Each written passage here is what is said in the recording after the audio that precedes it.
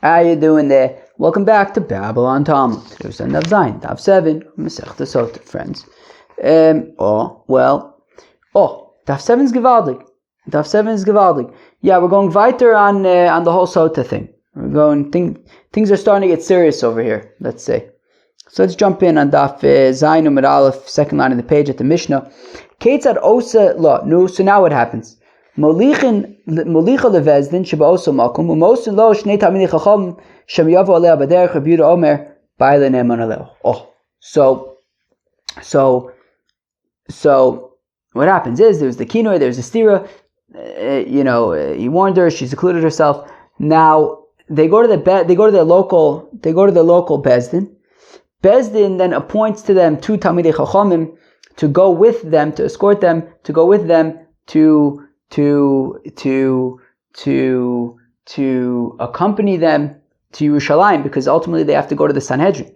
They have to go to the main court of 70. 70. So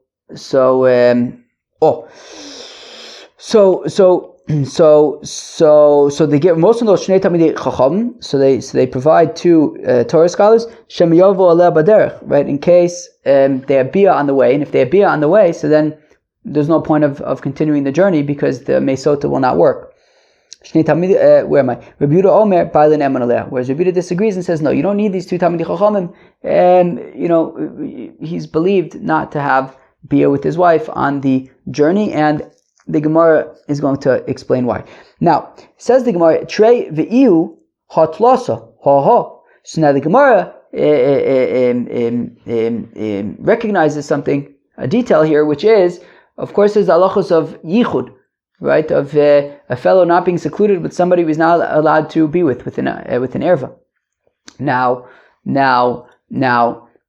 generally we say that one woman with two men would not be yichud. One man with two women would be yichud.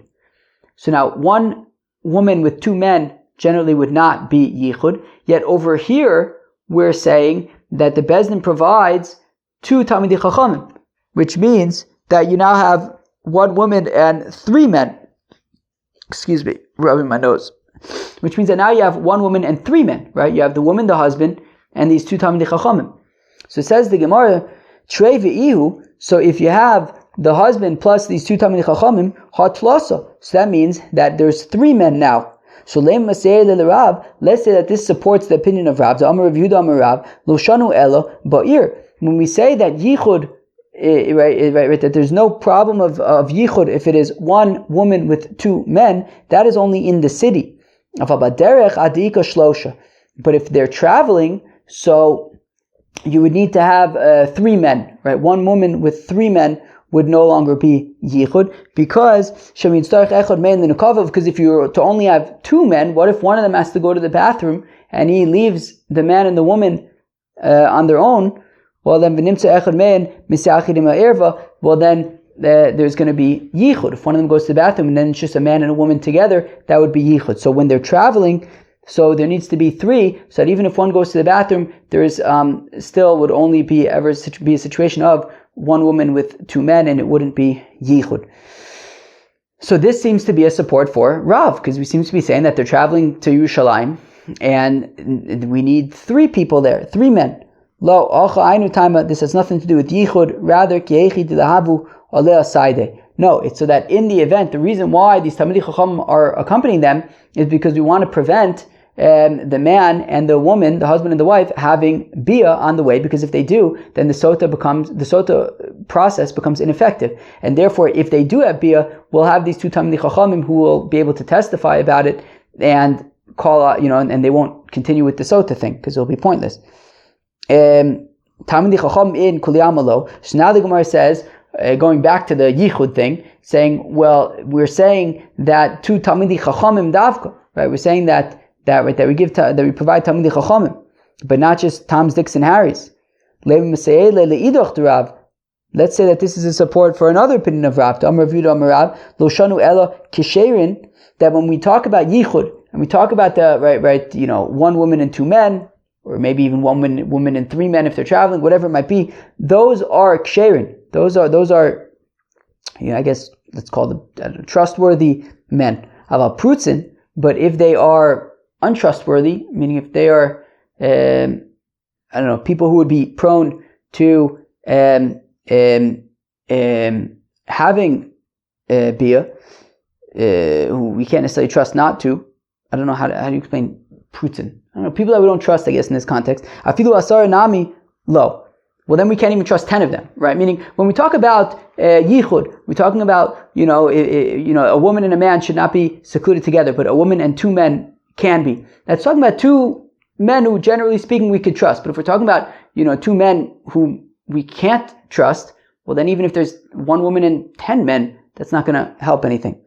There was, in fact, once a story, that there were 10 men who took a woman out of a city and they had beer with her.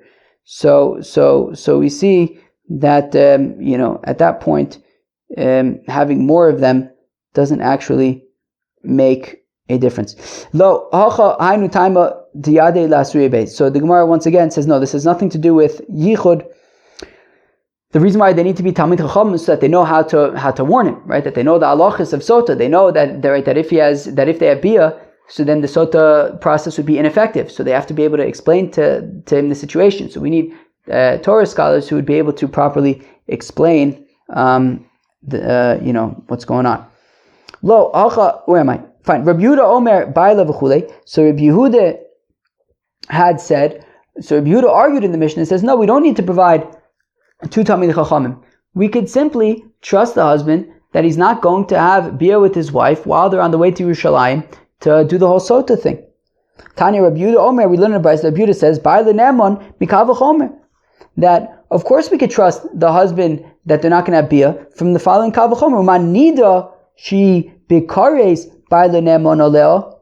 Well, because after all, a husband and a wife, when the wife is a nida, the husband and the wife are nonetheless trusted to live together, even when she's a nida, and that's an isser kares if they sleep together. Sotah she belav lo kol sheken. Certainly, then Rabbi Yehuda reasons that we should be able to trust the husband and wife to not have bia on the way to Yerushalayim, which is only at the end of the day a lav, right? If he can hold himself when it comes to a more stringent situation, he should certainly be able to hold himself in the situation of Sotah, which is simply a lav. Rabbanan hi anosena. So the rabbis argue, excuse me, that's exactly the whole point. The reason why he's trusted by nida is because it's so severe, is because it's kares. By a Sotah, though, he might, Rabbanan hi anosenas nida de kares chamira le umehemen. He's believed because nida is so stringent. Sotah de lav lo chamirale v'lo mehemen. But Sotah, which is simply a lav, it's still asur midoraisa, but it's not kares.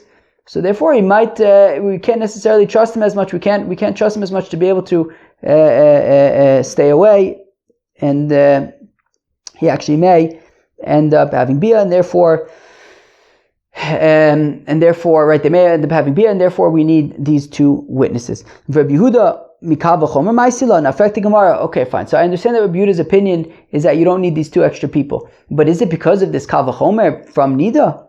Rabbi Yehuda mikroi ma'asila. Rabbi Yehuda, actually, we have another brayso where Rabbi Yehuda is actually making his point from psukim. The Tanya is learning the brayso vevia ish es ishto elakoyin, that the Torah says that the husband alone will bring his wife to the kohen. Minatorah ish mevi es ishto, and says the Tanakama that look, mido oraisa, you don't need these two extra people. Aval amru chachamim mosin lo shnei tamid chachamim sham yavo aleh b'derech. But nonetheless, the rabbi still said, look, we provide him with these two Talmidei Chachamim just to be extra sure that they're not going to be on the way. Rabbi Yossi Omer, Baile Nemon, Oleh Mikav v'chomer. Rabbi Yossi says that we can trust the husband that they're not going to have bia just from logic, similar to the logic that we had earlier. Umanida she bikares Baile Nemon Oleh, that if a nida, which is bikares, so the husband and wife are believed to, right, are trusted. Sotah she belav lo kol shekain, a Sotah which is only a lav, certainly they can be trusted. Amrlo, to which they respond to him, look, that right, no, it's dafka the opposite. Lo amrit benida shekain yesh leheter. Look, when it comes to nida, Sure, maybe it's more stringent. Sure, maybe it's an Isser Kares. But still, it's a temporary Isser Kares, right? Eventually, the wife will no longer be a Nida, and then they'll be able to Abiyah, so just wait.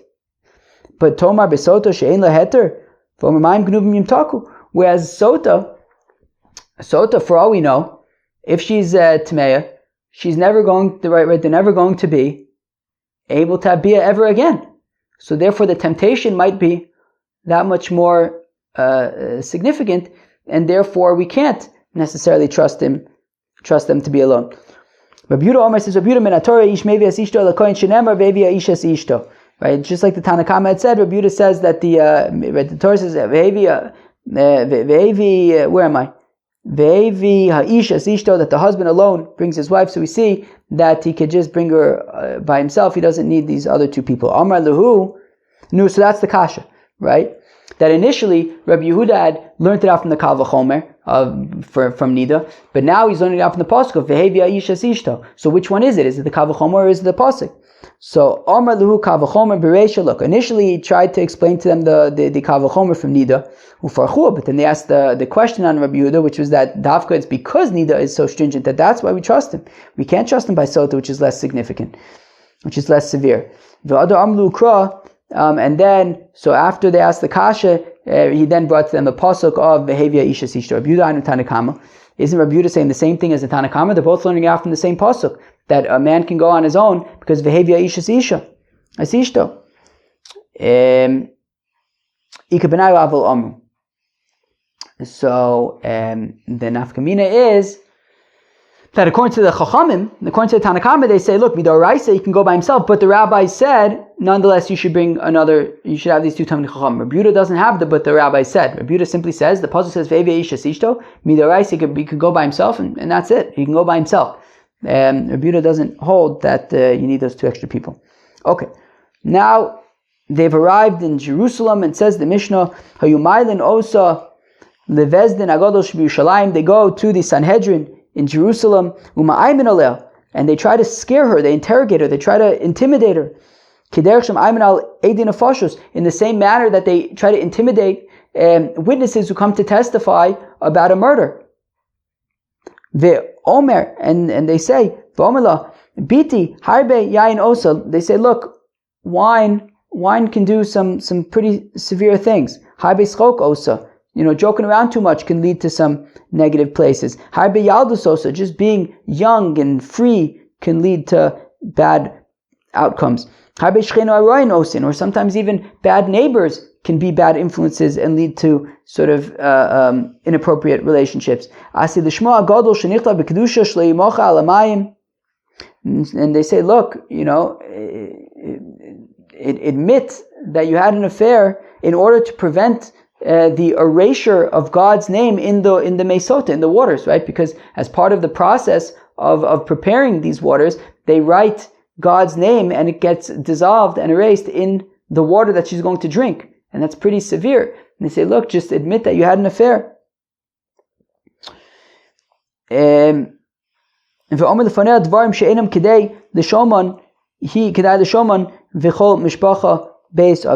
bring all these cases of like how Yehuda had admitted, and how other people in Tanakh, how they had admitted when they had done things, and they try to convince her, to avoid this situation, and they try to convince her to admit about the affair, admit that she had an affair.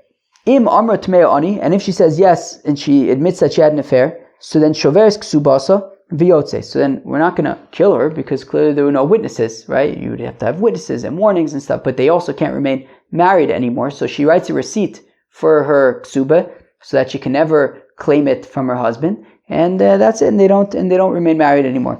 But if she maintains her innocence, so then they bring her into the Beis Hamikdash in the eastern entrance to the Beis Hamikdash, and then they go to the Shar Nikanor, to the entrance to the Azara, Shasham Ashkenaz Sotas, that is where the Sotas drink the Mei Sotah.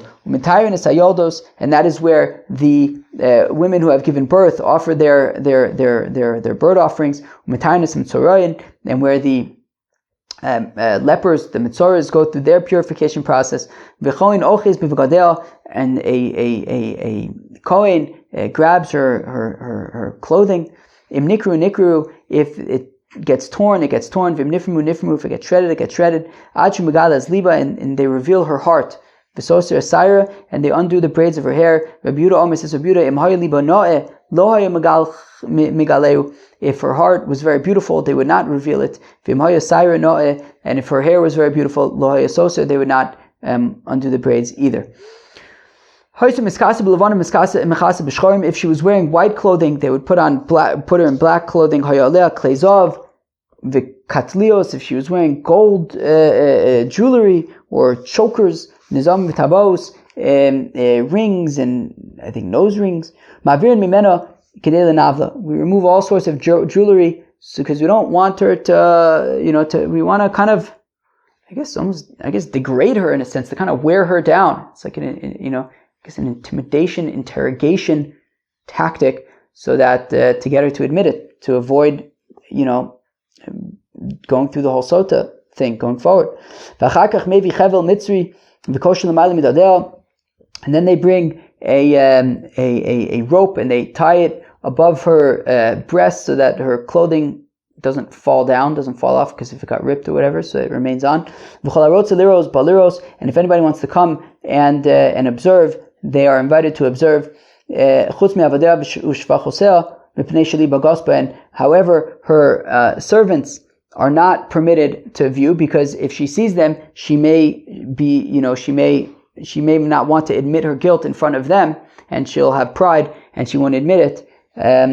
And we want to encourage her to admit it, obviously only if she did it. We want to encourage her to admit to the affair, so therefore we don't want her avodim and shvachos there. And all women are permitted to come and observe. Shenemar, as the Apostle says, v'nivasu kol anoshim v'lo seyasena kizim ascheno, that the women will all take musar, and they will not do act in inappropriate ways. Okay. Says the Gemara, how do we know that this that the Sotah goes to the Sanhedrin? So Amr B'chia Bar Gamda, Amr B'yosi Bar B'chanino, Asya Teire Ksivacha v'Asala HaKoyin K'la Teira. So it says by Sotah that the priest does like all of the Torah. It says by Zokin Mamre Al Pi HaTorah Asher Yerucha. It says Torah there as well. Right, Zokin Mamre is somebody who paskins halacha, not like goes against the Sanhedrin. Malahalim b'shivim ve'echad af kan b'shivim ve'echad. Just like over there, it's by the Sanhedrin, by Zokin Mamre. So also by the Sotah, it's also by the Sanhedrin. Ma'aymin aleh v'chulei, and we intimidate her. Viraminu. But one second, what do you mean we intimidate her and we try to get her to admit at all costs? Just like we intimidate her so that, to get her to admit that she had an affair so that she wouldn't drink the Sotah, we also actually encourage her to drink the Sotah. Omrinla, we say to her, Biti, imbar lach adavar shetorah at, look, if you're certain that you are innocent, Amde aboriyech, will then have confidence, ushti, and drink, because look, the Sotah water is really like a dry, medicine that you put on your flesh. If there's an open wound, so the medicine will enter. Ain't shamaka, but if you don't have a wound, then you're just putting this, on your skin, then it won't do anything. So it's the same thing with the Sotah. Look, if you're guilty, then it's a problem. But if you know that you're innocent, so then you have nothing to be concerned about. And we try to convince her, we try to support her in drinking the Sotah. Lo kasha kan kodim shenimcha megillah kan lachar shenimcha megillah. Depends if the scroll with the name of God on it has already been erased in the water.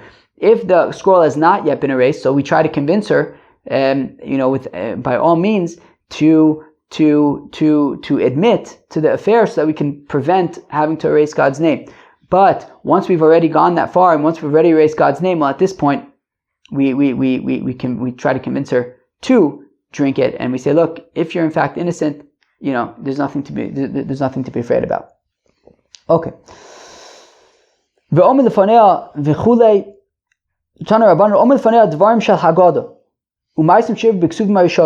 So we learn, so we taught in the Brisa that we say to her, things that happened in the Tanakh. Kigon, for example, like that the wise people tell and they don't deny. After all, Judah admitted with Tamar and he was not embarrassed. And in the end, he received the forever worlds, the eternal worlds, the eternal life. Ruvain hoda v'lobosh ma'yasofo nocha chayolam haba. Ruvain as well. He admitted that he had changed the beds of his father, and he also merited to the world to come. Umascharan, what's their reward? Umascharan kidikaminum. What do you mean? What's their reward? We just said that both Yehuda and Ruvain merited chayolam haba. Elamascharan b'olam hazeh. What's their reward in this world?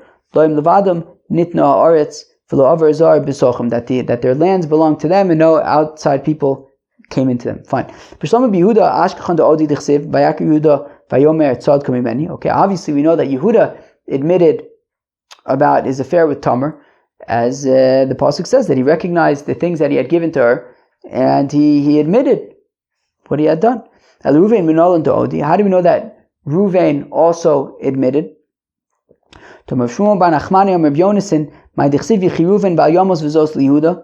What do we learn from the psukim of that Ruvain will live and he will not die, and this is Yehuda? What we learn out is that all of the years that the Yidden were wandering in the desert for 40 years, right? All of the avos, all of the shvatim were taken out of Egypt when they left Egypt. And Judah's bones were rolling around. They were like broken apart, broken out of their limbs, separated from their limbs, and they were rolling about in their coffin. Until Moshe Rabbeinu stood up and prayed and begged for mercy from God. And Moshe Rabbeinu says to God, Master of the world, Migarm Reuven Shahoda Yehuda. Who caused Reuven that he should admit? It was Judah. So we see that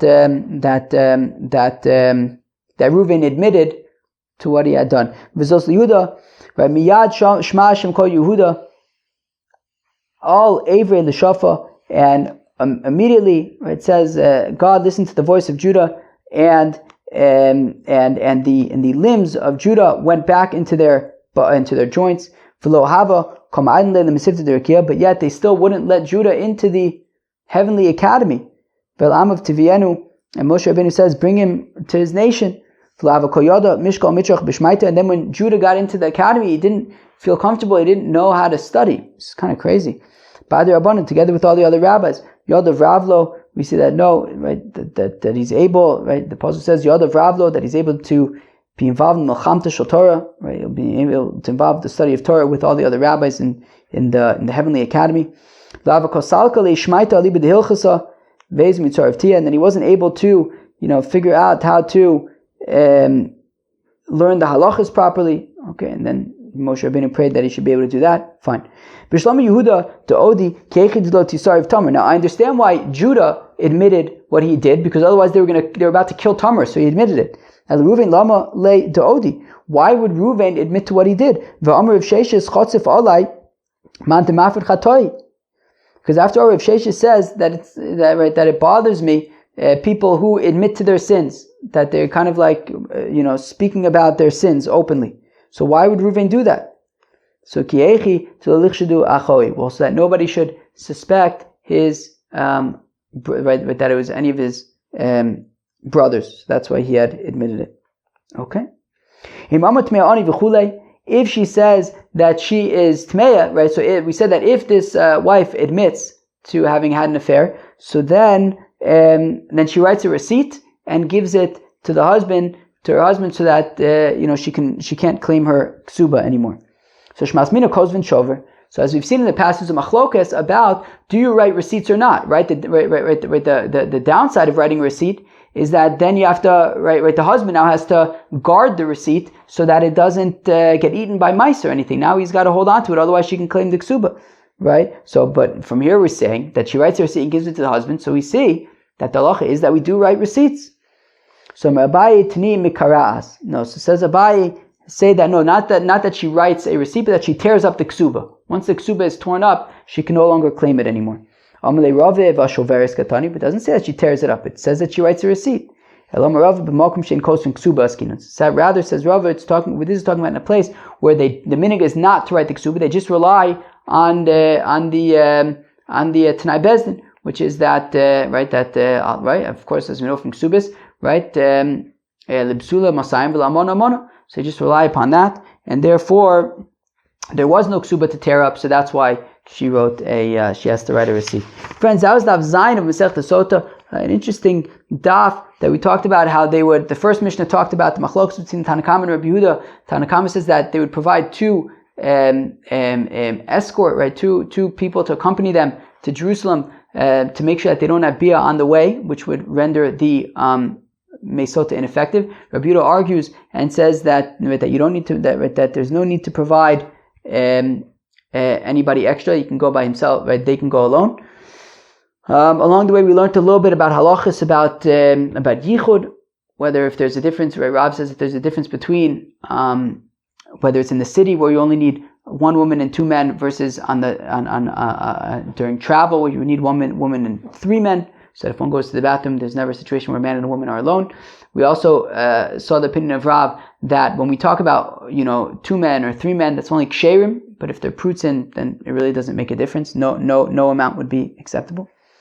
And then we talked more about the process once they got to Jerusalem and how things would progress towards the drinking of the Sotah. Friends, that was Daf Zayin of Masechta Sotah. I hope you enjoyed. Peace out.